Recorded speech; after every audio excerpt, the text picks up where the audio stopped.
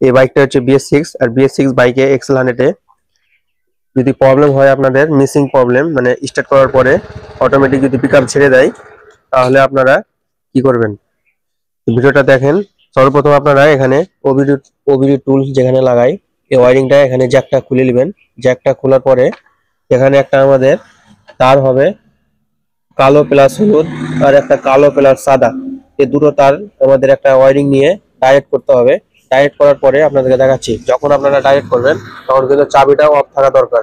আমরা আমাদের চাবিটা অফ করে নিচ্ছি, চাবিটা অফ করেই কিন্তু আপনারা এখানে ডাইরেক্ট করবেন। এখানে ডাইরেক্ট করে নিচ্ছি। তো গাইস এখানে আমরা ডাইরেক্ট করে নিয়েছি। ডাইরেক্ট করা হয়ে গেলে এখানে চাবিটা অন করবেন। চাবিটা অন করার পরে এভাবে ঠিক এভাবে ব্রেক করার পরে অ্যাক্সেলেটর 3 বার থেকে 4 বার টানবেন, বা 7 বারও টানতে পারেন, তাহলে কিন্তু এই প্রবলেমটা সলভ হয়ে যাবে। ঠিক এভাবেই এভাবে ফুল ফুল টেনে এভাবে কিন্তু ছাড়লে এই প্রবলেমটা কিন্তু অটোমেটিক প্রবলেমটা সলভ হয়ে যাবে।